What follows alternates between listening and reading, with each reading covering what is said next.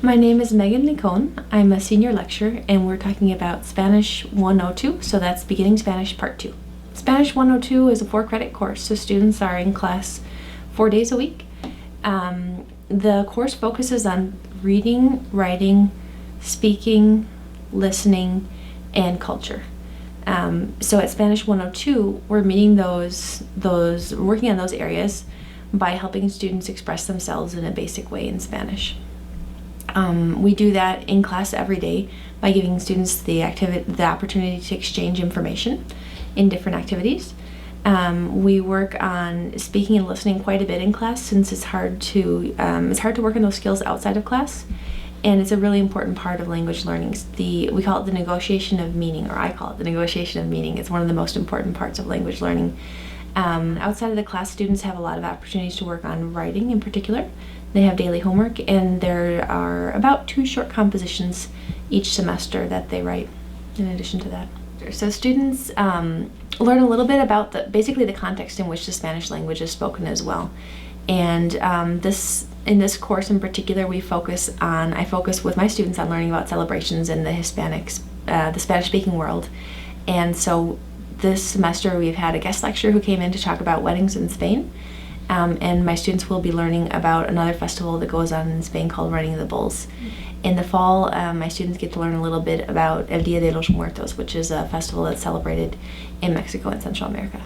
So today in class, we were working on talking about past actions in Spanish, so helping students express themselves in Spanish and refer to past actions that they completed. It's definitely the most difficult thing in the course, and it's one of the focuses of the course. And today is the first day when we kind of put everything together. So it was at a very basic level, but students were exchanging information today in class, for example, about patients at a doctor's office, discussing when patients arrived and what their symptoms were when they arrived. And after that, we focused on a little bit more on the grammar and the structure with the 2 tenses together that are used in Spanish to express the past. They're called the imperfecto and the pretérito. And so students were learning the rules and practicing expressing those in the context of accidents and ongoing actions.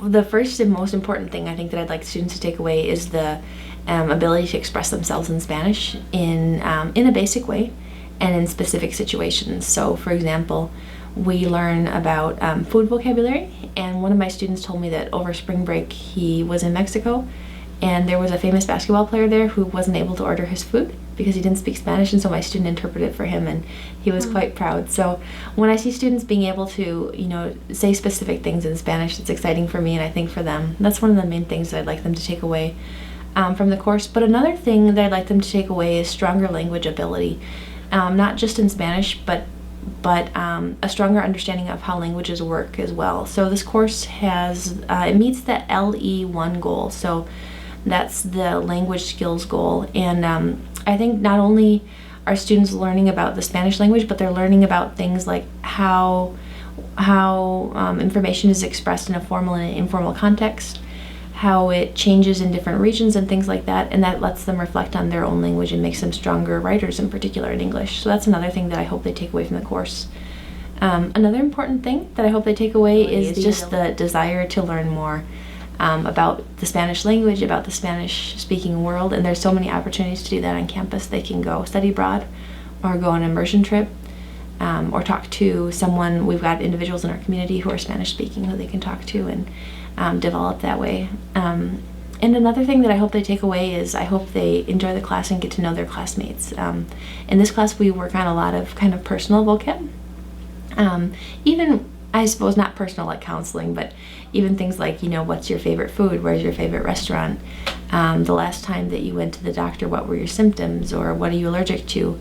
And so there's an opportunity every day to get to know classmates, and I hope that students enjoy that.